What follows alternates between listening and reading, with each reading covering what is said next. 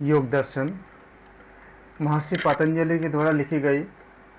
Actually उन्होंने संकलित किए थे योग दर्शन के अलग अलग, ये सारे जितने इसमें हमें सूत्र हमें प्राप्त होते हैं वो पहले भी थे, उन्होंने एकत्रित किए थे और इसको 4 पाद में इसको विभक्त किए गए हैं।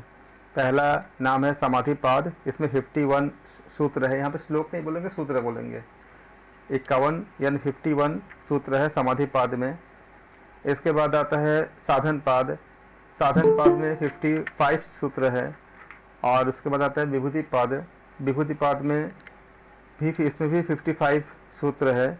और कैवल्य पाद में चौथा पाद है, इसमें 34 है। 4 पाद में विभक्त है ये। जब अगर इसमें किसी स्पेसिफिक पाद में अगर पूछे जाए कि कितने सूत्र है तो आप बताओगे। पहले में कितनी है समाधि पाद, इसमें 51 सूत्र है।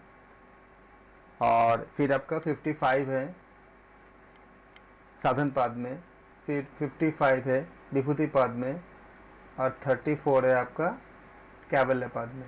सारा ऐड करेंगे तो कितना आ जाएगा आपका 100 जी 195 ना। तो ये ना आपका टोटल आपका सूत्रों की संख्या है। बहुत ही महत्वपूर्ण है और पूरा यूनिट है। इसका अलावा यूनिट के बाहर भी कई दूसरे जगह से भी जब हमको योग के आधारभूत तत्व इत्यादि के कुछ ऐसे प्रश्न बनते हैं जहाँ पर भी इनसे संबंधित हमें प्रश्न आते हैं। जब हमको दर्शन से संबंधित प्रश्न आते हैं तो पतंजलि योग दर्शन से भी प्रश्न आते हैं। इसलिए अगर आप ये देखा जाए तो 12 से 12 to 15 क्वेश्चंस के आसपास आ सकते हैं आपके एग्ज़ाम में।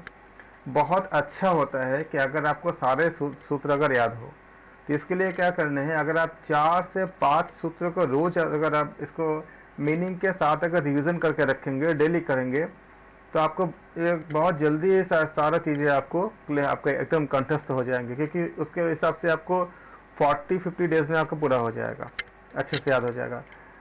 सूत्र देख के आपको याद हो जाएगा, क्योंकि कभी कभी पूछते भी है कि ये किस पाद से है, समाधि पाद से है, साधन पाद से है, विभूति पाद से है। और इतना ज़्यादा महत्वपूर्ण इसमें कंटेंट है इसमें और बहुत वैज्ञानिक है। इसमें क्वांटम फिजिक्स के बारे में भी कुछ सूत्र में ऐसे भी है जहाँ पे बताए गए हैं, और भी कई चीज़ें इसमें बताए गए हैं बहुत ही अच्छी तरह से। तो हम सारे सूत्रों को हम इसको याद समझेंगे, व्याख्या भी समझेंगे और जो अर्थ है उसको भी समझेंगे। और साथ साथ हम अगर आप लोग म्यूट करके या अनम्यूट करके कैसे भी हो, उसके साथ साथ आप लोग अपने जहाँ जो भी हो, अगर संभव है, अगर आप ट्रैवल नहीं कर रहे हो, अगर आप घर पे हो या संभव है तो आप उसको उच्चारण करोगे। उससे आपको क्या हो जाएगा, आपका रिवीजन अच्छे से हो जाएंगे। एग्ज़ाम के लिए बहुत ज़्यादा महत्वपूर्ण है आपका पतंजलि योग दर्शन। सबसे पहला हम समाधि पाद, और इसमें 51 आपके इसमें सूत्र होंगे। सबसे प्रथम है अथ योगानुशासनम। अथ योगानुशासनम, योगा अनुशासन। अथ जो शब्द होती है इसका कई मीनिंग होते हैं। एक अर्थ ये होती है कि जब हम किसी भी हम ग्रंथ को जब शुरू करते हैं, जब आरंभ करते हैं, तो ये आरंभ सूचक अर्थ भी होता है अथ। और यहाँ इस सूत्र में आरंभ सूचक अर्थ से ही लिया गया है। और भी बहुत से व्याकरण के दृष्टिकोण से और भी बहुत से इसका अर्थ निकलते हैं। तो अथ मतलब अभी हम आरंभ करते हैं योगानुशासन। आप जानते हो कि अनुशासन के बिना कुछ भी नहीं होता, जिसको हम लोग इंग्लिश में कहते हैं डिसिप्लिन। कोई भी चीज़ हमको अगर हम अध्ययन करने जाएंगे तो हमको अनुशासन की अत्यंत आवश्यकता होती है। ऐसे आम नॉर्मल भाषा में भी बोलते हैं हम लोग कि अगर किसी को साइंस, मैथ्स या हिस्ट्री, ज्योग्राफी कुछ भी अगर अध्ययन करनी है तो उसको एक डिसिप्लिन में आपको पढ़ने होंगे या डिसिप्लिन में रहकर उसको पूरा जानने होंगे। तो अगर डिसिप्लिन नहीं होता है तो हम सामान्य चीज़ें भी नहीं कर पाते। इसलिए इसमें कहा गया है कि ये जब भी हम शुरू करते हैं तो एक अनुशासन में रहकर शुरू करते हैं। इसलिए इसे कहा गया है अथ योगानुशासनम। अथ योगानुशासनम, क्योंकि डिसिप्लिन नहीं, अगर अनुशासन नहीं रहेगा तो हम आगे नहीं बढ़ सकते। इसलिए इसमें क्या कहा गया है कि परंपरागत योग से हम कहते हैं कि इसको शास्त्र का हम आरंभ करते हैं। और यहाँ योग शिक्षा के पहले ये बताए गए हैं कि साधक को एक अनुशासन का अर्थ कई तरह होते हैं। अनुशासन का अर्थ केवल यही नहीं है कि हम खाली एक टक होकर बैठ के खाली सुन रहे हैं। अनुशासन में हमारा आहार विहार भी आती है। मिताहार के बारे में जहां जहाँ बताई गई है वो आपका अनुशासन के अंतर्गत ही आती है। एक तरह से भाव है उसको हम अनुभव ही नहीं कर पाएंगे। अगर मन में चंचलता रहेगा या दूसरी कोई भावना रहेगा या चित्त अगर उत्तेजित रहेगा तो हम उस लक्ष्य को, उस अर्थ को हम अंदर समाहित ही नहीं कर पाते जो बताया जा रहा है। तो अनुशासन का अर्थ बहुत तरह की होती है। एक तो होती ही है कि हम एकाग्र होकर सुने, लेकिन बाकी सब में भी अनुशासन आती है। वो एकाग्रता हमारे जीवन में आने के लिए जो जो चीजें होती है, इसमें आहार विहार भी आती है, बाकी हमारा सोच भी आती है, सारा मिला करके हमें एक अनुशासन के रूप में कहा गया है कि अथ योग अनुशासनम, अर्थात खुद को स्वयं को अनुशासित करते हुए अब हम योग की आरंभ करते हैं या हम योग को शुरू करते हैं। एक कह सकते हो कि यह प्रतिज्ञा सूचक आपका एक भावना होती है जो योग साधन को अपने कर्तव्य के रूप में, अपने लक्ष्य के रूप में उनको आगे की तरफ लेके जाने के लिए ये बताया गया है। द्वितीय सूत्र में आती है योगश्चित्त वृत्ति निरोधः। ये बहुत महत्वपूर्ण है क्योंकि यह योग की एक परिभाषा भी है। योग की जब परिभाषा पूछे जाते हैं तो हमें कई ग्रंथों के अकॉर्डिंग हमें बताने पड़ते हैं। जैसे उपनिषद में बहुत जगह पे योग की परिभाषा बताई गई है, बहुत ऐसे हमें स्थान मिलते हैं उपनिषद में। जैसे इसमें एक है योगश्चित्त वृत्ति निरोधः, यानी योग क्या है, चित्त के वृत्ति को निरोध को ही योग कहते हैं। उसी प्रकार से कठोपनिषद में भी बताया गया है कि आपका इंद्रियों के ऊपर उसमें बताया गया है। भगवत गीता में भी बताया गया है। भगवत गीता में योग के 3 जगह बताए गए हैं परिभाषा। चैप्टर 2 में 2 जगह बताए गए हैं और चैप्टर 6 के श्लोक नंबर 23 में भी बताए गए हैं। तो इनको आप लोग याद रखेंगे। जैसे यहाँ हम क्या देखते हैं, योगश्चित्त वृत्ति निरोधः। हम भगवत गीता में देखते हैं कि योग कर्म सुकौशलम, ऐसे हमें बहुत सारे परिभाषाएं मिलती है। महर्षि पतंजलि ने द्वितीय सूत्र में बताए हैं योग क्या करता है, चित्त की वृत्ति का निरोध करता है। यानी कि चित्त की वृत्ति को निरोध मतलब क्या, रुक जाना, सब जगह पे ये सर्वथा एकदम आपका स्थिर हो जाना। चित्त का एक जगह पे ये स्थिर कब हो सकता है, जब हमारे चित्त स्थिर होने के लिए सात्विक गुणों का होना बहुत आवश्यक है। तामसिक गुण या राजसिक गुण अगर ज्यादा मात्रा में रहेगा तो चित्त स्थिर नहीं हो पाता। वृत्तियों का निरोध करना चाहोगे तो उस समय आप देखोगे कि वो सारे कार्य करने पड़ते हैं जो हमें सत्वगुण की तरफ ले जाती है। आगे हम जानते हैं कि आपका 2 ही ऐसा कंडीशन होती है जिस समय हमारा चित्त ध्यान की तरफ जाती है। आप जानते हो कि 5 अवस्थाएं होती है। क्या क्या होती है, क्षिप्त, मूढ़, ऐसे आपका क्षिप्त में आपका, मूढ़ में आपका नहीं हो पाता, विक्षिप्त में भी नहीं हो पाता। एकाग्र और निरुद्ध ये चित्त की भूमियां होती है। जब एकाग्र और निरुद्ध में जाते हैं तब हमें धीरे धीरे हम इस तरफ आगे बढ़ते हैं। इसलिए इसमें क्या बताया गया है कि योगश्चित्त वृत्ति निरोध, अर्थात हमेशा के एकदम चित्त की वृत्तियां शांत हो जाना, रुक जाना। जब वो स्थिति उत्पन्न होती है तो हम अंतर्मुखी हो पाते हैं। जी, हम उपनिषद में भी हम इतना जो अध्ययन कर रहे हैं कि ब्रह्म कहाँ है, ब्रह्म को हमें जानने के लिए खुद को अंतर्मुखी होने पड़ते हैं। तो अंतर्मुखी कैसे हो सकते हैं, अगर मन में अगर चंचलता रहेगा, चित्त में अगर चिंता रहेगा, चिंतन होगा तब जाके हम अंतर्मुखी हो पाते हैं। अगर चिंता रहेगा तो चिंता के साथ क्या होती है, आपका चिंता जब होती है तो उसमें तमोगुण और रजोगुण की अधिकता होती है, और जब चिंतन होती है तो आपका सात्विकता की अधिकता होती है।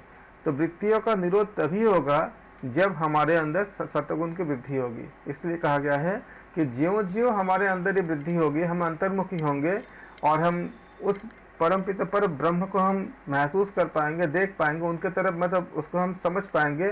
तब उस समय क्या होगी, सारे के सारे जो चित्त की वृत्तियां होती है वो सारा अपने आप रुक जाएगी, निरोध हो जाएगी।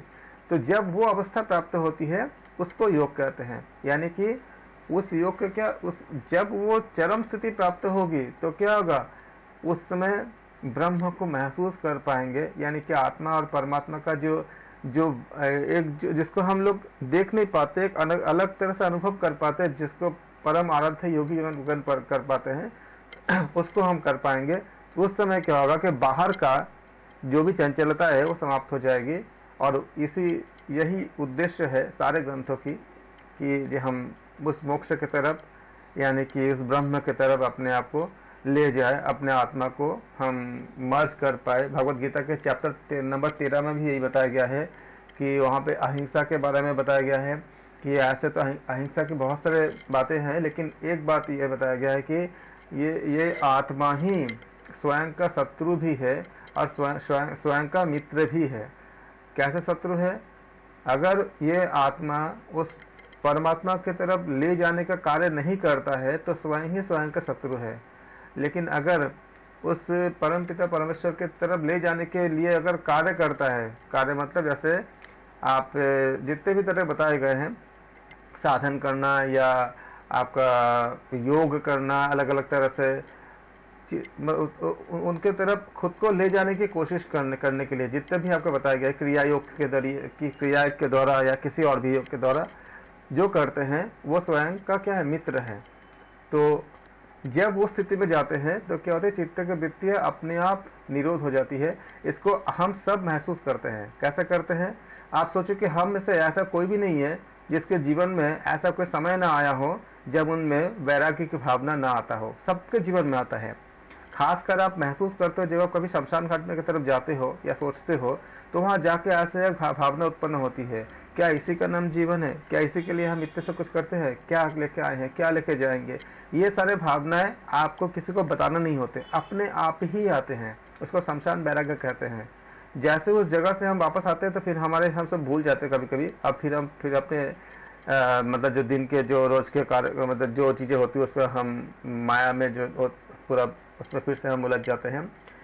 लेकिन वो जो एक वैराग्य जब उत्पन्न होती है वो चरम सतगुण से उत्पन्न होती है। तब क्या होती है? अपने आप बाकी वृत्तियां निरोध हो जाती है। महसूस कीजिए आप, आपके जीवन में कभी ना कभी हुआ ही होगा, ऐसे भी आती है। और अगर आप विज्ञान को और ग्रंथों को अगर बहुत विधिवत पढ़ा आपने तो आप जानते हो कि इरा, पिंगला, सुषुम्ना, इन सब के बारे में, और आपके जो नाड़ियाँ होती है उसके भी बारे में जानते हो कि कैसे कैसे समान रूप से चलती है। तो प्राण क्या होते हैं? सुषुम्ना की तरफ। जैसे आपका जो आप जानते हो कि ईरा और पिंगला अगर दोनों में समान चलती है तो ऐसे समय उत्पन्न होती है जब सुषुम्ना में प्राण प्रवाहित होती है। जब प्राण का प्रवाह जब होती है तब हमें ऐसा वैराग्य की सोच आती है। लेकिन जब भी सोच आती है आप देखो आपके अंदर चिंतन होता है, चिंता नहीं होता। उस समय क्या होती है? वृत्तियाँ रुक जाती है।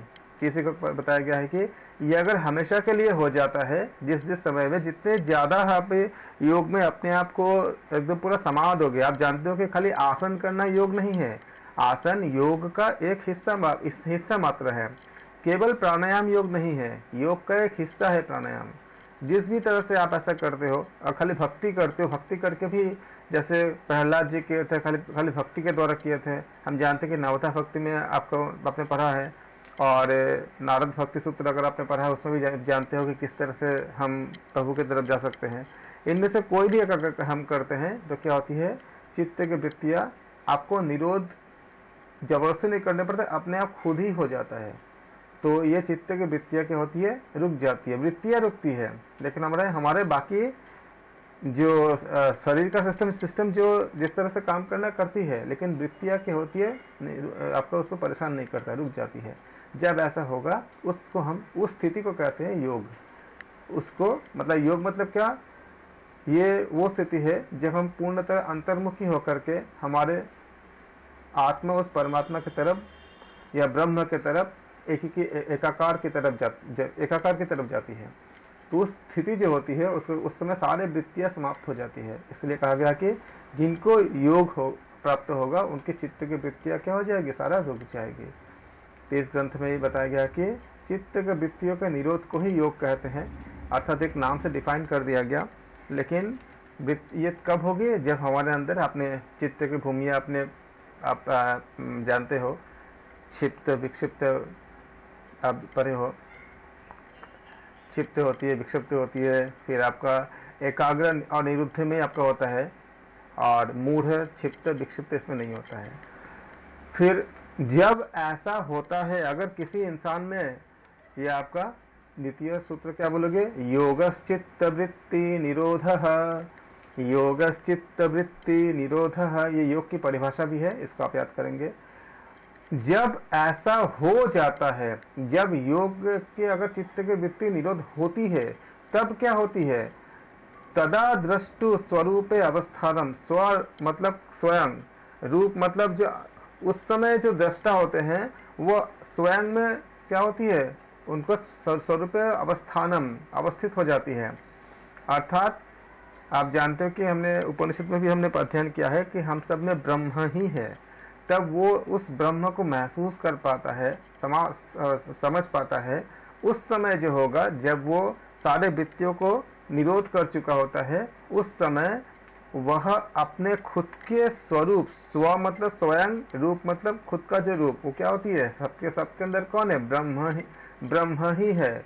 तो उस रूप में क्या होती है, वो अवस्थित हो जाती है। अर्थात हमारे आत्मा जो है वो परमात्मा के रूप में एक साथ मर्ज कर जाती है। जब सारे वृत्तियां हमारे निरोध हो जाती है, मैंने बता रहा था कि वृत्तियां निरोध हम ऐसे नहीं कर सकते, वो आपको एक मतलब स्टेज बाय स्टेज आपको जाने पड़ते हैं। जब पूरी तरह से अंतर्मुखी हो जाते हैं उस समय, तो तदा द्रष्टु स्वरूपे अवस्थानम, उस समय दृष्टा की अपने रूप में, मतलब अपना रूप क्या होती है, वो पर ब्रह्म होती है, उसमें स्थित हो जाती है। तो इस तरह, तो ये आपका पांचवा सूत्र है, वित्तय पंचतय क्लिष्ट अक्लिष्ट, अर्थात जो हमें प्रभु की तरफ ले जाते हैं वो अक्लिष्ट होते हैं, और जो सांसारिक मोहमाया की तरफ ले जाते हैं वो क्लिष्ट होते हैं। और जैसे आप देखो कि कोई भी जब दुख होती है, उस दुख से उबरने के लिए, बाहर निकलने के लिए हम योग की तरफ जाते हैं, चाहे वो आसन प्राणायाम से जाए या किसी और तरह से जाए या हरि कथा सुन के जाए। इसको हम लोग जैसे नवधा भक्ति में हम देखते हैं कि 9 तरह के आपका जो हम आपका उसमें चर्चा की गई है, और नारद भक्ति सूत्र में और भी ज़्यादा की गई है। तो होता क्या है कि अगर मेरे पास, मैंने इस पर बहुत से कंटेंट हमने इकट्ठा किए थे क्योंकि हमें इस पर काम करनी है, तो उसमें देखा था मैंने कि जिन लोगों को थोड़ा सा भक्ति होते है, जिनको श्रद्धा होती है, उनको अगर आपको जैसे जो भागवत की कथा या श्रीमद् भागवत गीता या ऐसे किसी ग्रंथ अगर उनसे अगर चर्चा की जाए, तो उनके जो आपका सारा चीज़ें उनका धीरे धीरे आपका कंट्रोल हो जाती है। जैसे कि अगर हाई बीपी अगर होते हैं तो उनका आपका स्ट्रेस लेवल कम हो जाती है, तनाव जिनके ज़्यादा होती है तनाव का लेवल कम हो जाती है। और आप जानते हो कि आज के मेडिकल साइंस कहता है कि तनाव मैक्सिमम जितने डिजीज़ होते हैं, जितने बीमारियां होती है, उसका कारण क्या, तनाव होती है। और तनाव का लेवल जो होती है, ये अगर आप भी देखोगे कि अगर आप लगातार अगर उपनिषद, योग, अगर आप एग्जाम की तैयारी नहीं भी करते हो, आप खाली उसको सुनते रहो और अपने आप जीवन के साथ उसको मिलाते रहो, देखो आपको कितनी शांति मिलती है। आपका जो समस्याओं का लेवल, आपके अंदर एक ऐसा सोच डेवलप होती है जिससे आप अपने यही सब चीज़ें सांसारिक स्थिति रहते हुए भी अपने अंदर एक शक्ति पाते हो, जिससे आप इनसे फाइट करने में आपको बहुत हेल्प मिलता है, अपने अंदर की शक्ति मिलती है। तो ऐसे जो ये दुख अगर हमको हरि के तरफ, अर्थात ईश्वर के तरफ, अगर प्रभु की तरफ ले जाता है तो वो अक्लिष्ट होता है। लेकिन यही अगर हमें किसी नकारात्मक भाव की, हमें कोई दुख मिला, दुख मिलने के बाद अगर कुछ बुरे संगत में या बुरे कार्य में अगर हम अपने आप को लिप्त करते हैं, तो वो क्या होता है, आपका क्लिष्ट होती है। तो हमने क्या देखा, हमने ये 5वां सूत्र था। आपसे मेरा अनुरोध ये है कि आप लोग 4 से 5 सूत्र रोज याद करेंगे, तो 40 to 50 डेज में आपके पूरे ग्रंथ आपको याद हो जाएगा। पहले क्या देखा था हमने, अथ योगानुशासनम, फिर क्या था आपका योगश्चित्त वृत्ति निरोधः। योग क्या होती है, चित्त के वृत्ति का निरोध होती है, योगश्चित्त वृत्ति निरोधः। फिर क्या होती है आपके, फिर हमने थर्ड क्या देखा था हमने, तदा द्रष्टु स्वरूपे अवस्थानम। तो जिस समय चित्त की वृत्ति निरोध होती है, उस समय जो दृष्टा होते हैं वो अपने स्वरूप में अवस्थित होते हैं। उनका स्वरूप सबका क्या होती है, हमारा स्वरूप ब्रह्म ही होती है, तो उसमें अवस्थित होते हैं। लेकिन अगर जिन व्यक्ति का ये चीज़ उत्पन्न नहीं हुई है, मतलब योग के जिनका चित्त की वृत्ति निरोध नहीं हुई है, उनसे अगर देखोगे तो वो क्या करते हैं, उनमें कि जिस समय जिसके जो भी वृत्ति का अवस्था जैसा भी वृत्ति रहती है, क्योंकि सत्वगुण, रजोगुण, तमोगुण ये तीनों गुण, एक गुण बाकी दोनों को डोमिनेट करता है किसी एक समय, तो जिस तरह के गुण उनके रहेंगे उसके जो वृत्ति होंगे उस वृत्ति के अनुसार क्या करेंगे वो उसका व्याख्या करेंगे, उसको समझ पाएंगे। और ये फिर पांचवा में हमने क्या देखा, हमने वृत्तयः पंचतः क्लिष्ट अक्लिष्ट। वृत्ति कितने तरह की होती है आपका 5 तरह की होती है, और इसके जो भेद क्या होती है आपका क्लिष्ट होती है और अक्लिष्ट होती है। ये हमने और ये समझा कि क्लिष्ट अक्लिष्ट क्या होती है, इसको आपको हमने पहले आपको बता के रखा अगले सूत्र से पहले, कि जो भावनाएं हमें, जो दुख हमें प्रभु की तरफ ले जाती है, जो अवस्था है, जो भी सिचुएशन हमें प्रभु की तरफ ले जाती है वो अक्लिष्ट होती है, और जो हमें मोह माया में उलझाती है वो क्लिष्ट होती है। आप जैसे देखो कि तुलसीदास जी ने भी जो उनके जो पत्नी ने कहा था कि अगर तुम राम के पीछे, अगर तुम राम के लिए अगर तुम इतना कोशिश करते तो तुम्हें कितना अच्छा होता, तो वो जो उनका जो एक दुख हुआ था, जो उनको राम की तरफ जो उनको प्रेरित किया, तो क्या हुआ, वो अक्लिष्ट हो गया।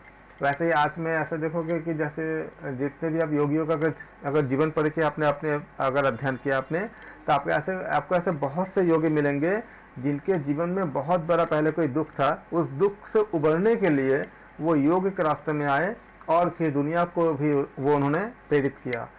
हम आप जो भी लोग आ रहे हैं, आप देखोगे आपके जीवन में भी या दूसरे के लाइफ में भी ऐसा होगा कि उनके जीवन में शारीरिक या मानसिक कोई कष्ट होता है, उसको ओवरकम करने के लिए वो या तो आसन करके, प्राणायाम करके या किसी और तरह से जुड़ते हैं और फिर खुद को भी उन्नत करते हैं, दूसरे को भी प्रेरित करते हैं। तो ये क्या हुआ, ये अक्लिष्ट हो गया, क्योंकि इससे क्या हुआ, हम सबको योग की तरफ जुड़ने में, अर्थात उस ईश्वर की तरफ हम आगे के साथ हम कनेक्ट करने के लिए हम इंस्पायर्ड होते हैं, हम प्रेरित होते हैं।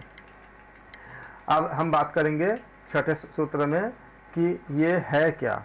आपका जो हमने बोला कि 5 जो हमें वृत्ति देखा हमने, वृत्ति है क्या 5, क्या है, प्रमाण, विपर्य, विकल्प, निद्रा और स्मृति, ये 5 होते हैं। क्या क्या होते हैं, प्रमाण, विपर्य, विकल्प, निद्रा और स्मृति।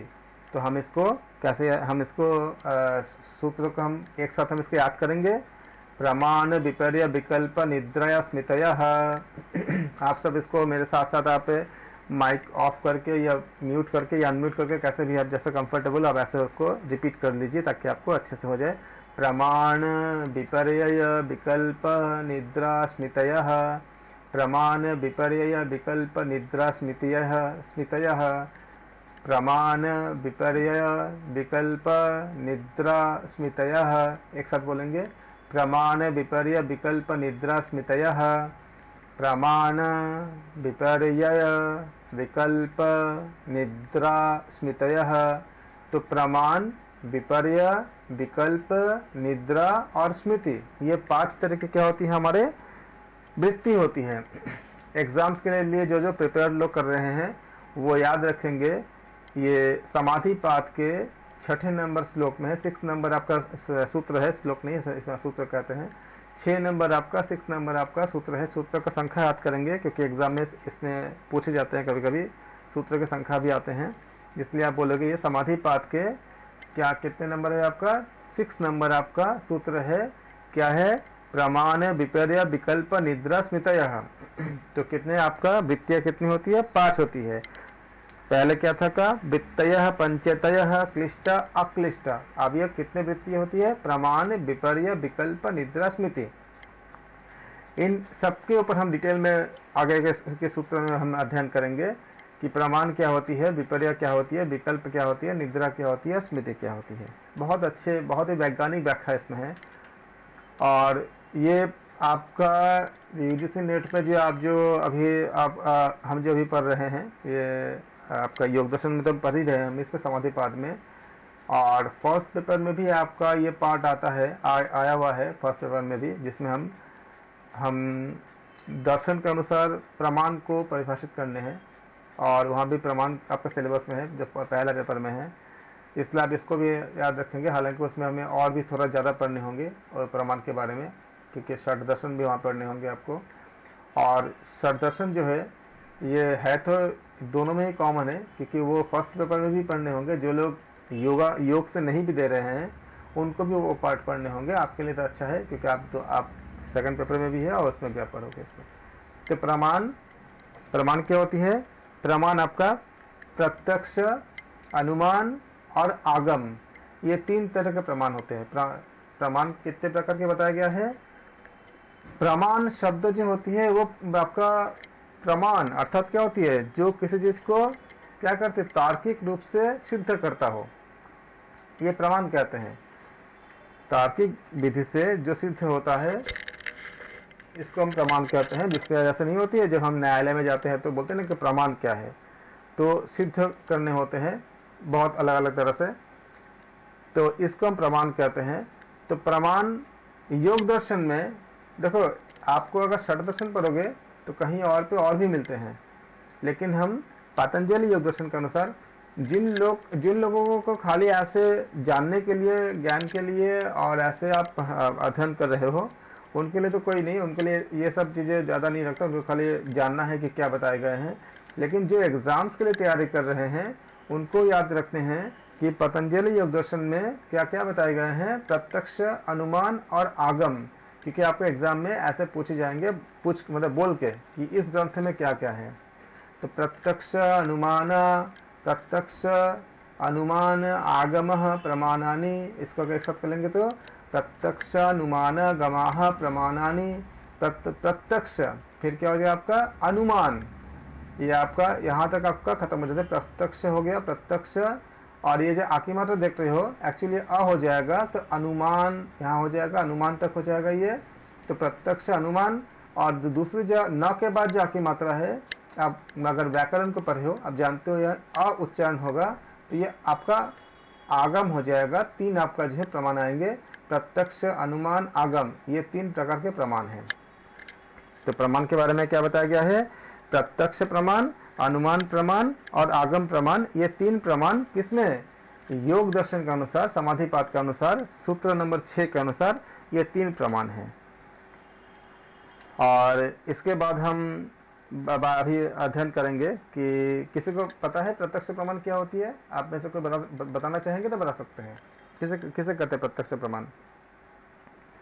ऐसे प्रमाण सर, हाँ बताइए। जो आंखों देखती हो या फिर कानों से जो प्रमाण है, मतलब जिसको हम देखते हो, सुन सकते हो या स्पर्श करके, मतलब आपने अपने इंद्रियों के द्वारा जानने वाले ना, जैसा बता रही हो ना? हाँ, इंद्रियों के द्वारा। हाँ जी, ज्ञान इंद्रियों के माध्यम से हमें। हाँ जी बिल्कुल, जो बुद्धि, मन और इंद्रियों के द्वारा जिसको हम जान पाते हैं, ये क्या होती है आपका अपने अंतःकरण और इंद्रियों के साथ, बिना किसी आपका ऑब्स्टेकल के, बिना किसी मतलब उसमें कोई ऑब्स्टेकल नहीं आता, कोई व्यवधान नहीं आता और कोई भ्रांति नहीं होता, कोई संशय नहीं होता, ऐसे जो ज्ञान होती है उसको हम क्या कहते हैं? इसको प्रमाण कहते हैं। आप इसको, इस परिभाषा को आप याद भी रखना, और आपके जो फर्स्ट पेपर होंगे उसमें भी आपको ये डिफाइन करने के लिए, हालांकि वहाँ लिखित तो नहीं जाएंगे लेकिन आपको जानने होंगे, वहाँ और भी कई तरह के प्रमाण मिलेंगे अलग अलग आपका दर्शन के अनुसार, क्योंकि जब आप 6 दर्शन पढ़ोगे तो उसमें और भी बातें आएंगे। लेकिन प्रत्यक्ष प्रमाण बिल्कुल सही कहा आपने कि बुद्धि, मन और इंद्रियों के माध्यम से जो हम जानते हैं। जैसे मान लीजिएगा आपने आंखों से देखा तो क्या हुआ, हम बोलते हैं ना कि जो आप जब कभी न्यायालय में जाते हो तो बोलते हैं ना कि गवाही लाओ, तो गवाही क्या करता है?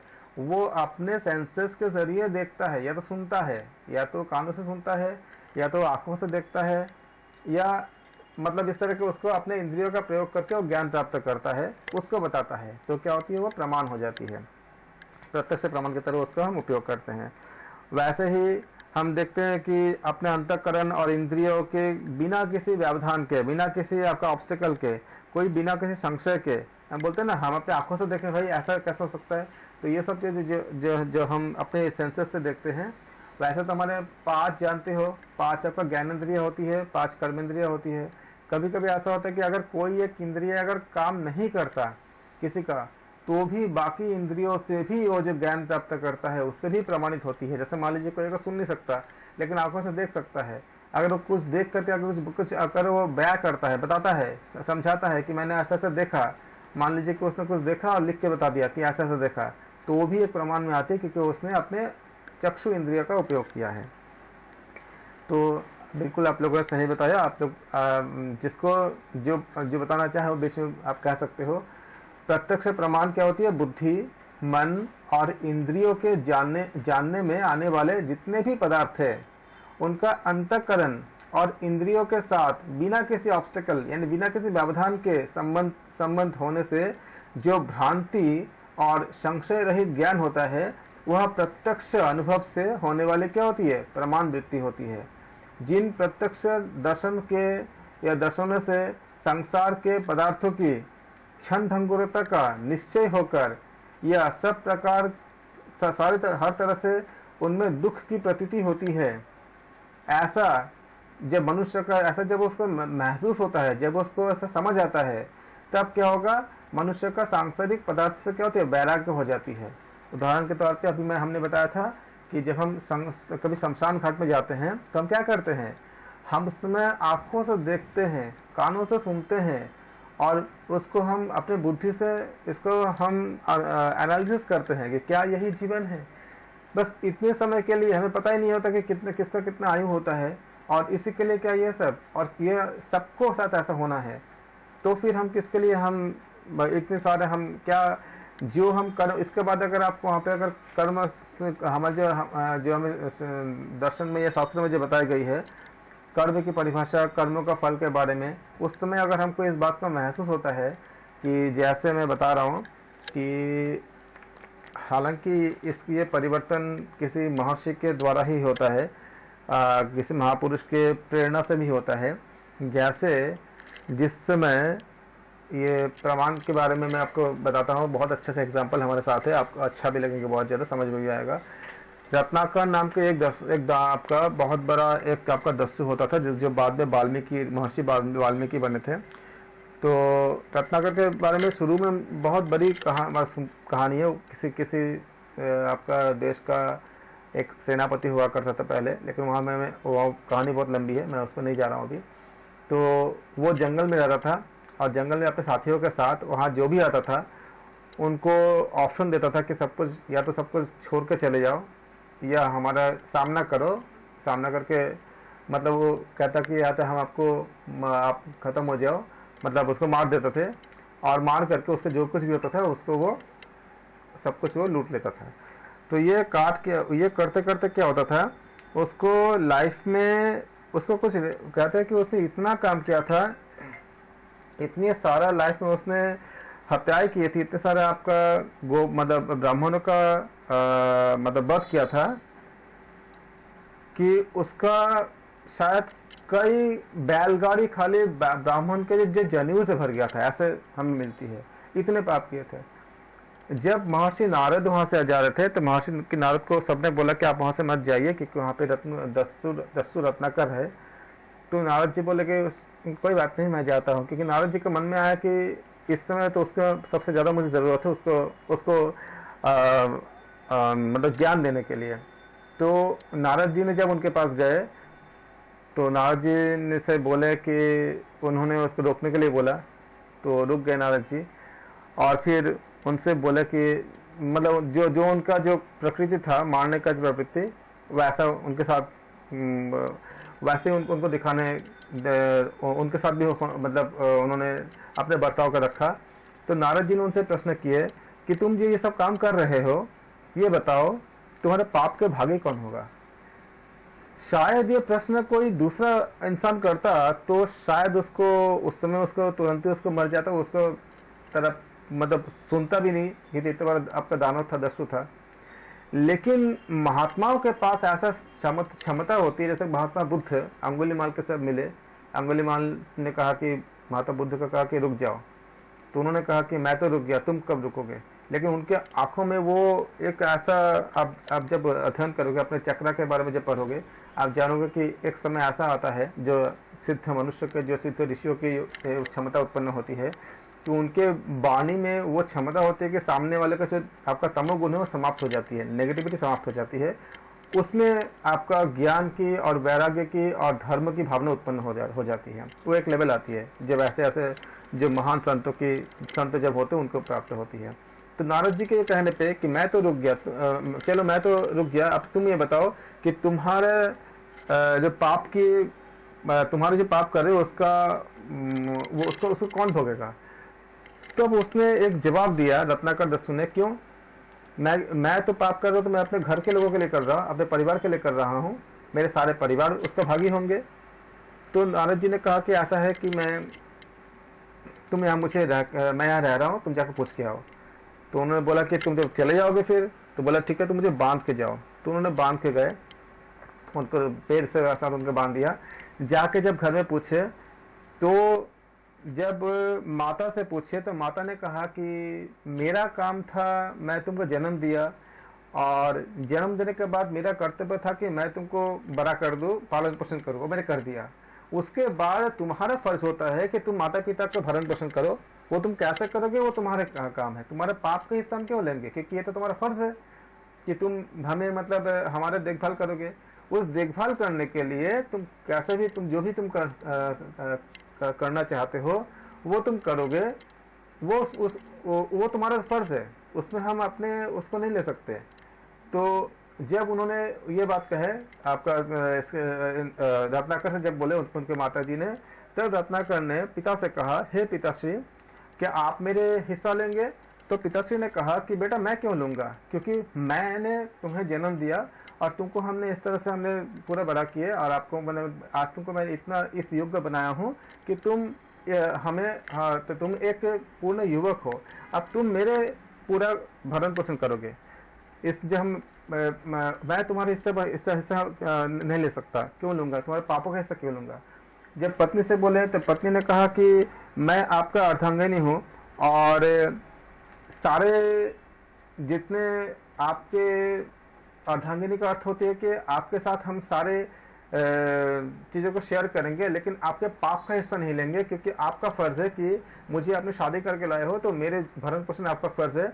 बाकी इस जन्म में बाकी जितना जो हमें कर्तव्य हम पूरा करेंगे, लेकिन आपका पाप का क्यों लेंगे, ये तो आपका फर्ज है। दो बच्चे से उनके बच्चे थे, बच्चे से पूछा, बच्चे ने कहा कि आपने हमें जन्म दिया, ये आपके फर्ज है, तो ये तो आप हमको आज आप हमें अपने फर्ज पूरा करके हम बड़ा कर रहे हो, कल हम आपको देखभाल करेंगे, लेकिन आपका पाप का हिस्सा क्यों लेंगे। तब उसको समझ आया कि ये जो ज्ञान प्राप्त किया, ये ज्ञान कहाँ से प्राप्त किया। उसने ये ज्ञान प्राप्त किया अपने कानों से सुन के, आंखों से देख करके। तो ये क्या हुआ, ये प्रत्यक्ष प्रमाण का उदाहरण है। इस प्रत्यक्ष प्रमाण के लिए ही नारद जी ने उनको भेजे थे कि जाओ तुम प्रमाण लेके आओ, अपने इंद्रियों के द्वारा, अपने सेंसेस के द्वारा प्रमाण लेके आओ कि कौन तुम्हारे पाप का हिस्सा बनेगा। तो जब उन्होंने ये अपने, अगर कोई उनको बोलता तो शायद उनको उस समय बहस करते, उस समय उनको लगता ही नहीं कि हाँ ऐसा कुछ है। लेकिन जब उन्होंने अपने कानों से, अपनी इंद्रियों से ये सुने, तब उनको ये प्रमाणित हो गया कि उनके पापों का बोझ कोई नहीं लेने वाला, कोई नहीं लेंगे, उनको ही मतलब भोगना पड़ेगा। तो जब उनको अंदर से इस बात का एहसास हुआ, और जो आपका जो संत थे उनके प्रभाव से फिर उन्होंने पैर पकड़ लिया करके, फिर उनको बोला कि राम नाम का जप करो। तो राम नाम से बोला नहीं जा रहा था, बोले मरा मरा करो। बोले हाँ मैं तो हमेशा मारता हूँ, तो मरा मरा कर सकता हूँ, मरा का उल्टा राम होता है। फिर शायद 7000 ईयर्स तक उन्होंने ऐसा तपस्या किए। उसके बाद उन्होंने उस रत्नाकर से महर्षि वाल्मीकि बने। आप इसके बीच में बहुत से कथाएं हैं, मैंने बहुत शॉर्ट किया खाली समझाने के लिए कि प्रमाण किसे कहते हैं। तो इस तरह से देखते हैं कि जो प्रमाण होती है आपको इस आपका उन्होंने क्या किससे किया, अपने इंद्रियों के द्वारा उस चीज को महसूस करने के बाद प्रमाणित किया अपने आप को कि नहीं, मेरे पापों का प्रायश्चित मुझे ही करना, मुझे ही भोगने पड़ेंगे।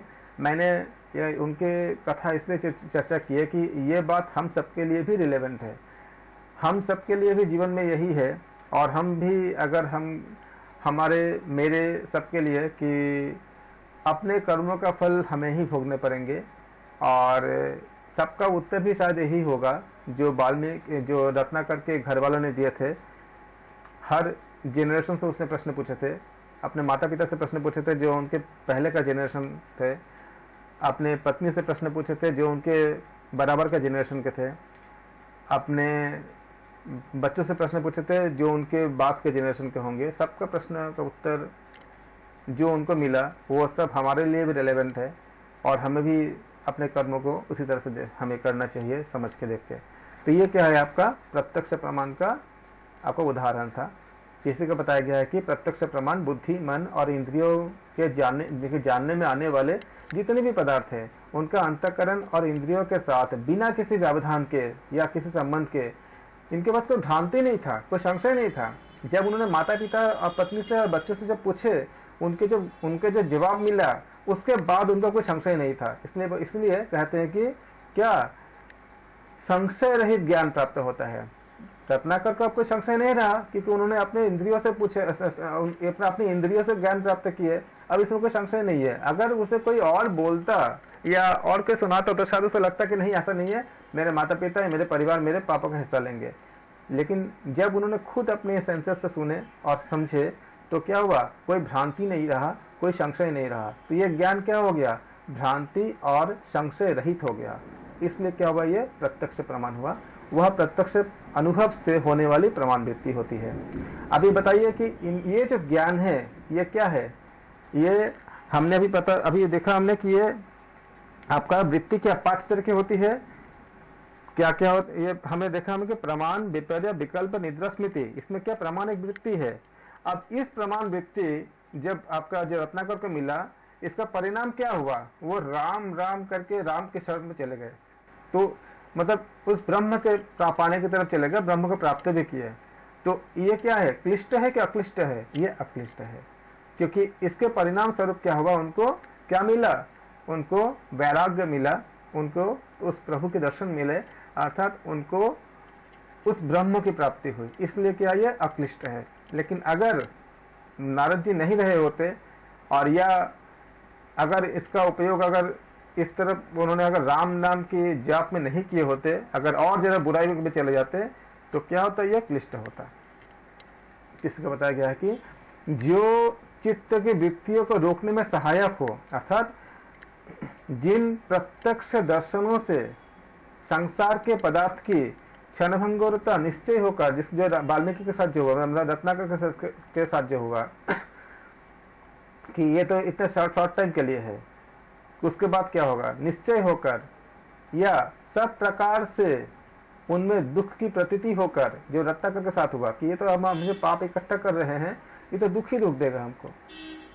क्योंकि उन्होंने इतना कुछ किया था कि कई बैलगाड़ियां खाली ब्राह्मण के जनेऊ से भर गए थे, और एक ब्रह्म हत्या का इतनी बड़ी पाप होती है, तो इतने सारे ब्रह्म हत्या का, इसलिए उनसे राम बोला नहीं जा रहा था, मरा मरा बोलना पड़ा था।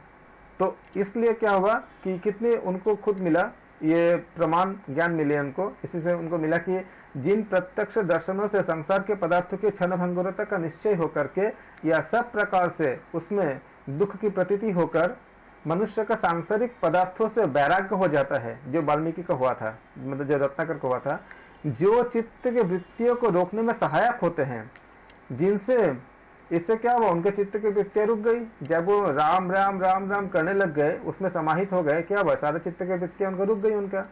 जिनसे मनुष्य की योग साधन में श्रद्धा और उत्साह बढ़ते हैं, क्योंकि जब उनके ये प्रमाणित हुआ कि उनके परिवार में कोई भी उनका पाप नहीं लेने वाला है, तब क्या हुआ, वो योग की तरफ, योग साधना की तरफ, राम के तरफ, राम नाम की तरफ क्या हुआ, उनका श्रद्धा बढ़ा और उनमें उत्साह बढ़ गया। तो जिनसे मनुष्य की योग साधना में श्रद्धा और उत्साह बढ़ते हैं, उनसे होने वाली प्रमाण वृत्ति तो अक्लिष्ट है। जब भी बताया आपको कि वो प्रमाण वृत्ति अक्लिष्ट होते हैं जो हमें प्रभु की तरफ ले जाते हैं, जो हमें ब्रह्म की तरफ ले जाते हैं। तथा जिन प्रत्यक्ष दर्शनों से मनुष्य को सांसारिक पदार्थ नित्य और सुख रूप होते हैं, कि अगर ऐसा कोई प्रमाणित होते हैं जिससे उनको ऐसा लगता है कि सांसारिक प्रमाण ही सांसारिक पदार्थ की अच्छी है, ज्यादा उनको भोगों की तरफ जो आसक्ति हो जाते हैं। उदाहरण के लिए मान लीजिए कि अगर किसी को ऐसा लगता है कि बुरे काम करने पे जो बुराई के माध्यम से जो धन इत्यादि जो है नहीं, जो हमारे अधिकार जिसमें नहीं है, बुराई के माध्यम से जो धन उपार्जन करते हैं उसमें हमें सुख मिलेगा, तो ये क्या करते हैं, ये समझ के अगर कोई और ज्यादा बुराई की तरफ चले जाते हैं तो क्या हुआ, ये क्लिष्ट हो गया। ये भी एक तरह की प्रमाणित हो रही है कि हाँ भाई, हम जो लोग बुरे रास्ते में जा रहे हैं उनको धन मिल सकती है, अगर धन ही सब कुछ दे, तो ये प्रमाण अगर करता है किसी को, और अगर वो बुराई के रास्ते में जाता है, तमोगुण की तरफ जाता है, तो ये भोग विलास में आसक्ति हो जाता है। तो क्या होता है, उसको वैराग्य विरोधी भाव होता है ये, क्योंकि वो वैराग्य की तरफ नहीं जा रहा है। तो क्या हुआ, ये संसार के आपका आसक्ति की तरफ जा रही है, जो और ज्यादा आपका बुराई की तरफ ले जाएगा, तो इसके और ज्यादा पाप की तरफ ले जाएगा। तो ऐसे अगर इस प्रमाण से अगर लोग इस तरफ जाते हैं, अर्थात कुल मिलाकर हम ऐसा कह सकते हैं कि जो हरि की तरफ नहीं जाते, अर्थात ब्रह्म प्राप्ति की तरफ नहीं जाते, अर्थात योग की तरफ नहीं जाते, उसके विपरीत दिशा में जाते हैं, उनके सामान्य भोगों में आसक्ति हो जाती है, जो वैराग्य के विरोधी भाव को बढ़ाने वाले होते हैं, वो क्या होती है, वो प्रमाण वृत्ति क्या क्लिष्ट होती है। तो अक्लिष्ट और क्लिष्ट का आपको समझ आ गया, और प्रत्यक्ष प्रमाण भी आपको अच्छे से क्लियर हो गया, क्योंकि क्लिष्ट अक्लिष्ट में अक्सर थोड़ी से बच्चों को कभी कभी दिक्कतें होती है। तो आप खाली इसको याद रखना कि जो प्रमाण हमें ब्रह्म की तरफ ले जाते हैं, उससे परमपिता की तरफ ले जाते हैं, वह आपका अक्लिष्ट है, और जो सांसारिक वृत्ति यानी भोग वासना यानी जो वैराग्य के विरोध की तरफ उल्टे दिशा में ले जाते हैं, वो क्लिष्ट है। फिर आता है आपका अनुमान प्रमाण। अनुमान प्रमाण आप में से कोई बताएंगे?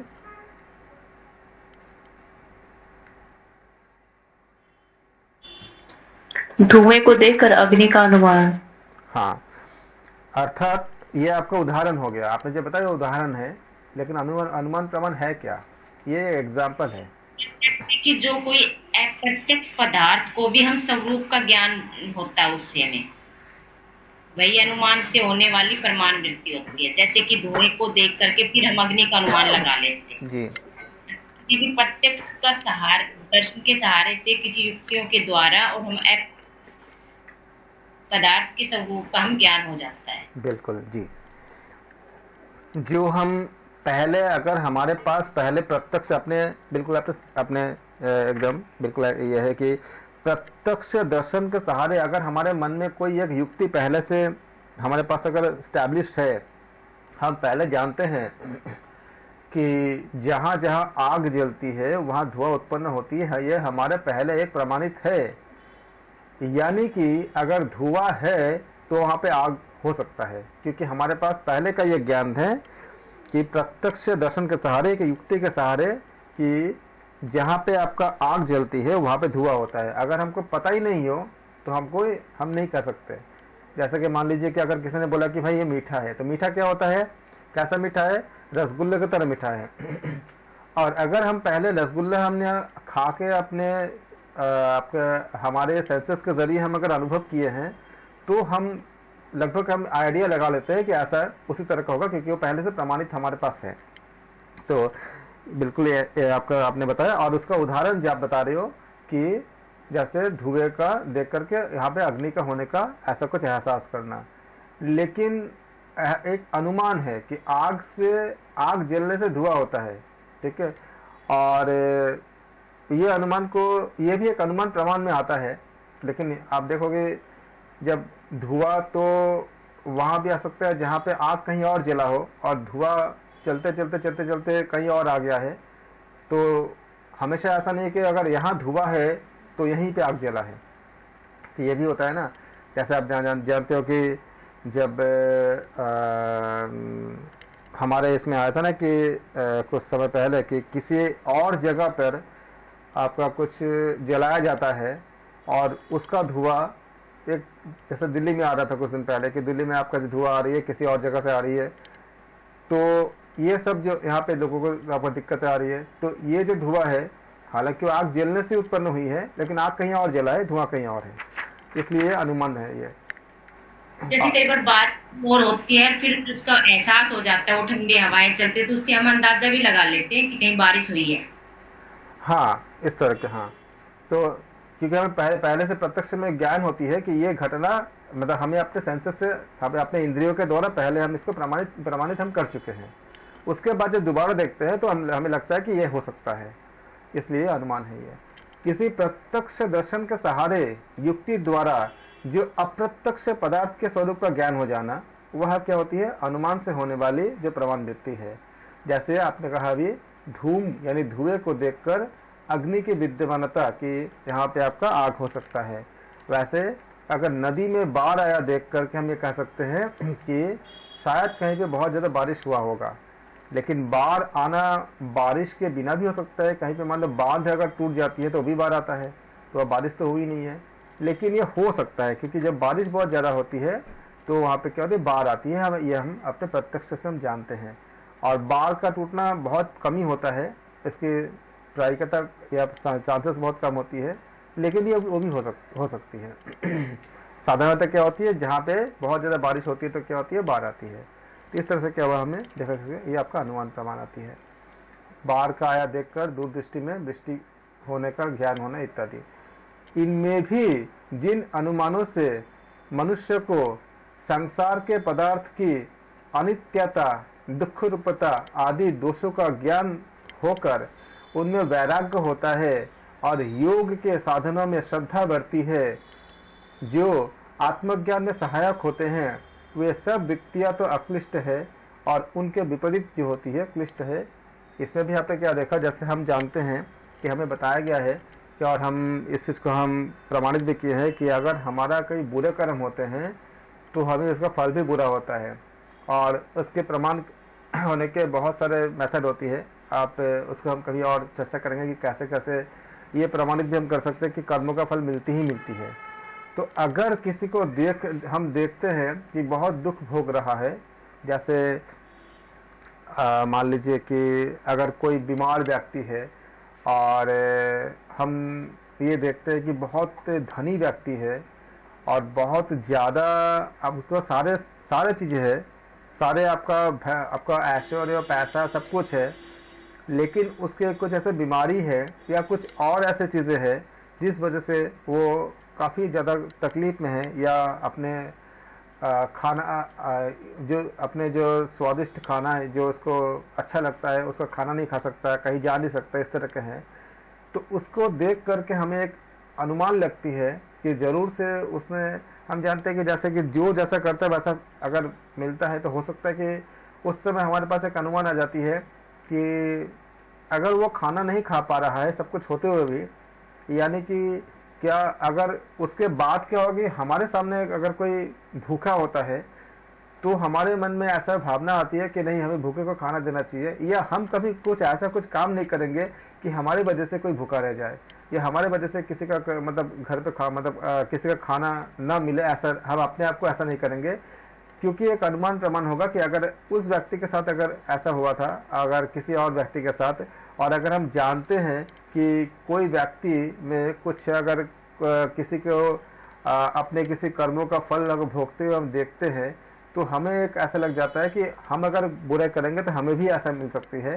तो ये एक आपका प्रमाण होती है, जिसके वजह से क्या होती है आपका, जिसके कारण से क्या होती है आप दोबारा उसको नहीं करते, मतलब ऐसा कुछ हम काम जान के ऐसा कुछ काम नहीं करते जिससे किसी को तकलीफ होता हो, क्योंकि फिर हमें भी वो चीज़ मिल सकती है, मतलब हमें भी मतलब मिल सकती है किसी को देख करके। तो ये भी क्या हुआ आपका एक उसी में आती है। बाकी जो आपने बताया कि पानी को देख के बाढ़ देख करके कहीं बारिश हुआ होगा, या धुआं देख के कहीं अग्नि जला होगा, ये सारे क्या होती है इसमें उसी में आती है। और क्लिष्ट अक्लिष्ट क्या होगा, इसके लिए मैं आप खाली थोड़ा सा बताया कि अगर ये देख करके हमारे अंदर ऐसा स्थिति उत्पन्न होती है कि ऐसा हमें नहीं करना चाहिए, नहीं तो हमें भी फल भोगने होंगे, और अगर हम इसको वैराग्य की तरफ जाते हैं तो ये अक्लिष्ट है, और अगर वैराग्य की तरफ नहीं जाते हैं तो क्या होता है, वो क्लिष्ट हो जाती है। और आगम प्रमाण बहुत महत्वपूर्ण है। हम सब आगम प्रमाण से ही सारी चीज़ें हम जैसे गरुड़ पुराण इत्यादि जो बातें बताई गई, ऐसे बहुत सी चीज़ें हैं, वेद शास्त्र उपनिषद में हम देखते हैं। इसमें आगम प्रमाण आप में से कोई कहना चाहेंगे तो बताइए। सर, जो वेदों से या उपनिषदों से या दर्शनों से लिया गया हो, पर वो हमने कहते ज्ञानी लोगों द्वारा लिखित हो जी। एक्चुअली आप तो कहते हैं इसको, मतलब आप तो वचन कहते हैं इसको, यथार्थ वक्ता कहते हैं इसको, आप तो वचन होती है। जैसे कहते हैं ना, वेद अपौरुषीय है, मतलब वो किसी पुरुष के द्वारा नहीं कहा गया है, वो अपौरुषीय है, ये मतलब ईश्वर के द्वारा अपने आप दी गई है। जैसे भगवत गीता आपका किसके द्वारा कही गई, नारायण के द्वारा कही गई, मतलब कृष्ण के द्वारा कही गई है। तो ये क्या, वो उनकी जो बातें बताई गई है उसको आप प्रमाण मानोगे, मतलब वो जो बातें बताई गई वो प्रमाणित है। तो वेद शास्त्र या आप्त वचन, या हम कहते हैं यथार्थ वक्ता कहते हैं उसको हम क्या कहते हैं, उनको हम आगम प्रमाण कहते हैं। अर्थात जो इंसान के अंतःकरण और इंद्रियों के प्रत्यक्ष नहीं है, हम नहीं जानते हैं, लेकिन जैसे कि हमें बताया गया कि आप 14 भुवन होती है, इसमें पृथ्वी के नीचे भी होती है, जैसे आपका पाताल, तलातल, रसातल, वो क्या होती है, बहुत ज़्यादा नकारात्मक आपका लोक होती है, जहाँ बहुत तकलीफें होती है। हम तो कभी गए नहीं है और हमारा अनुमान भी नहीं है। अनुमान हो सकता है, अनुमान तो उसका होगा ना जो हम कभी महसूस किए होंगे, कोई अनुमान भी नहीं है। लेकिन ऐसे जैसे कौन से पाप करने पर कौन से सजा मिलेगी, ये सारे आपका गरुड़ पुराण में और भगवत गीता नहीं, श्रीमद् भागवत नाम के जो ग्रंथ है जिसमें आपका 18,000 श्लोक है उसमें बताई गई है। तो ये इसमें जो बातें बताई गई है उसका हम प्रमाणित मानते हैं कि ऐसा ही होगा, क्योंकि अगर एक छोटा सा देश चलाने के लिए अगर हमको इतने सारे सिस्टम की ज़रूरत पड़ती है, न्यायालय की ज़रूरत पड़ती है और सारे चीज़ों की ज़रूरत पड़ती है, तो जो पूरा यूनिवर्स को जो चला रहा है उसके पास भी तो कोई सिस्टम होगा ना कराने, सब कुछ गवर्न करने के लिए। तो उसी को उन्होंने आपका जो गरुड़ पुराण में नारायण स्वयं कहते हैं, और आपका भगवत गीता में भी आपका कृष्ण स्वयं कहते हैं। फिर आपका जो वेदों में ये आप मतलब अपौरुष्य है, मतलब ये ब्रह्म ज्ञान स्वयं ही उत्पन्न हुए हैं। तो इसमें जो बातें बताई गई है उसमें कोई मतलब हमें कोई तर्क नहीं करनी है, जो बातें बताई गई है वो सही है, वो सच है। तो ऐसे को हम कहते हैं आगम प्रमाण कहते हैं। तो आगम प्रमाण में जानेंगे हम कि ये अगर इस प्रमाण के जरिए, आगम प्रमाण से बहुत ज़्यादा लाभ होती है। आगम प्रमाण मतलब आप जैसे अगर आपने इन ग्रंथों के बातों का अगर आप जैसे सुनोगे ना तो आपके अंदर इतने ज़्यादा वैराग्य उत्पन्न होती है, बहुत ज़्यादा होती है। जिस आगम प्रमाण से मनुष्य का भोगों के प्रति वैराग्य होता है, ऐसे ये बात गीता में भी बताई गई है, और योग साधन में श्रद्धा बढ़ते हैं, वह आपका अक्लिष्ट है, क्योंकि आपको प्रभु की तरफ ले जा रहा है।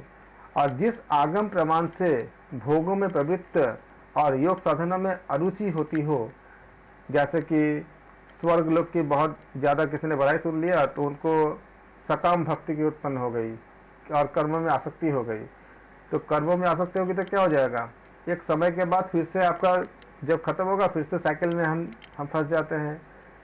तो फिर हम जन्म मरण में हम के चक्र में फंसते हैं। तो वो क्या हो जाएगा, वो क्लिष्ट हो जाएगा, क्योंकि वो कर्मों में आसक्ति की प्रवृत्ति होती है, तो क्लिष्ट हो जाएगा।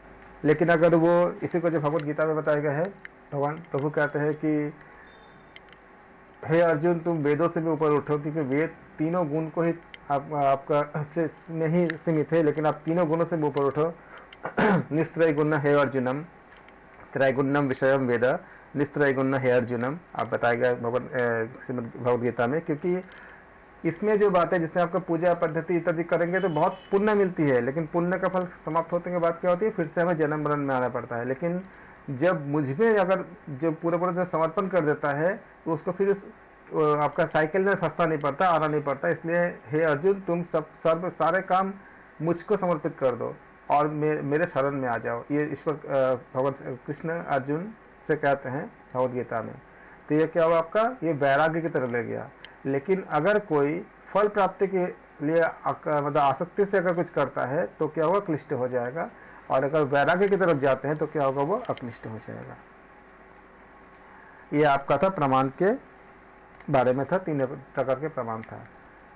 फिर आपका आता है विपर्य। तो विपर्य क्या होती है, विपर्यो मिथ्या ज्ञान मत द्रुप प्रतिष्ठम। विपर्य क्या होती है आपका, जो वस्तु जो उस वस्तु के स्वरूप में प्रतिष्ठित है ही नहीं, उसका असली स्वरूप है नहीं, ऐसे मिथ्या ज्ञान को हम क्या कहते हैं, विपर्य कहते हैं। उसका असली स्वरूप कुछ और ही है और हम कुछ और ही उसको हम सोच रहे समझ रहे हैं, तो वो क्या कहलाता है, आपका विपर्य कहलाता है। बहुत अच्छे उदाहरण है कि हम समझते हैं कि जो सांसारिक विषय वस्तु ही हमारे मतलब अगर हम ऐसा सोचते हैं कि जो संसार में जो भोग वासना को पूरी करने वाले जो आपका जो स्रोत होते हैं, जो पदार्थ होते हैं, तो वही वास्तविक सुख है, तो ये क्या कहलाता है, ये आपका विपर्य हो गया। जैसे कि उदाहरण के लिए हम सीप को देख के लगता है कि इसमें चांदी है, तो सीप में कभी चांदी नहीं होता, तो ये क्या विपरीत आपका ज्ञान होती है, इसको कहते हैं विपर्य। और हम इसमें क्यों बताया गया है कि हम अपने जीवन का बहुत बड़ा समय हम इसी में, हम सब क्यों इतना कोशिश करते हैं, हम सबका एक ही उद्देश्य होती है कि दुख से छुटकारा पाके हमें सुख प्राप्ति हो, बस यही हम चाहते हैं। उसी के लिए अगर हम वैराग्य को छोड़ के अगर हम भोग वासना की तरफ हम जाते हैं और सोचते हैं कि हमें इससे वो सुख, अनंत सुख प्राप्त होंगे, तो ये क्या कहलाता है? ये मिथ्या ज्ञान कहलाएगा और ये विपर्य कहलाएगा। अगर यह वृत्ति ये समझने के बाद कि नहीं, ये संसार में जो हमें लेकिन कैसे आपका ईशावास्य उपनिषद में बताया गया है, त्याग पूर्वक भोग करो। अगर भोग करते हो ठीक है, ये हमारे एक समय के लिए हमें मिला है, वो त्याग पूर्वक भोग करो। कर्तव्य है, फर्ज पूरा करो। शादी, बच्चे, घर परिवार एक फर्ज समझ के करो, लेकिन समर्पण के प्रभु की तरफ कर रहे हो, तो ये आपको वैराग्य की तरफ ले जाता है। इसलिए ईशावास्य उपनिषद की इतनी ज्यादा महत्व है। इतने कम आपका उसमें श्लोक है, खाली 18 श्लोक ही है, लेकिन इतने हमें रियल लाइफ को बहुत ज्यादा आपका गाइड करते हैं, बताते हैं कि कैसे हमें जीवन जीनी है त्याग पूर्वक, ताकि हम वैराग्य की तरफ भी जाए और संसार की जो आपका जो जिम्मेदारी है उसको भी पूरा करें, लेकिन त्याग पूर्वक भोग करते हैं। और 100 साल जीने की इच्छा करो, जो ईशावास्य उपनिषद में बताई गई है।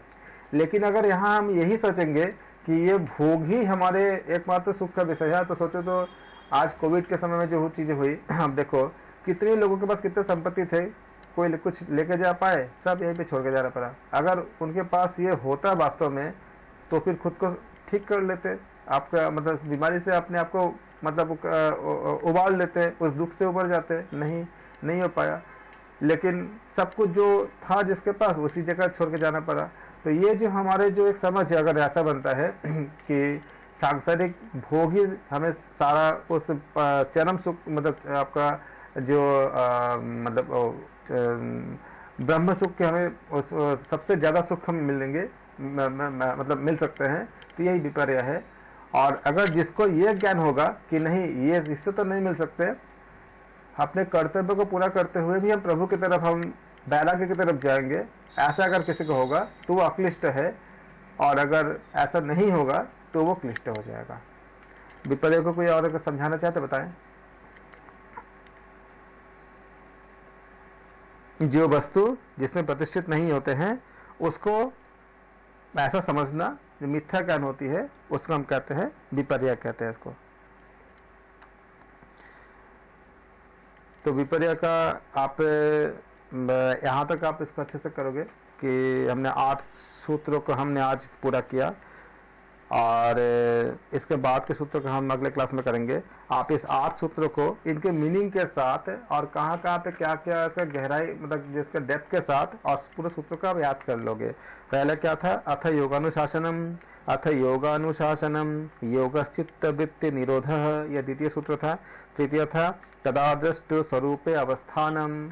फिर फोर्थ नंबर था वृत्ति सारित्वम इतरत्र।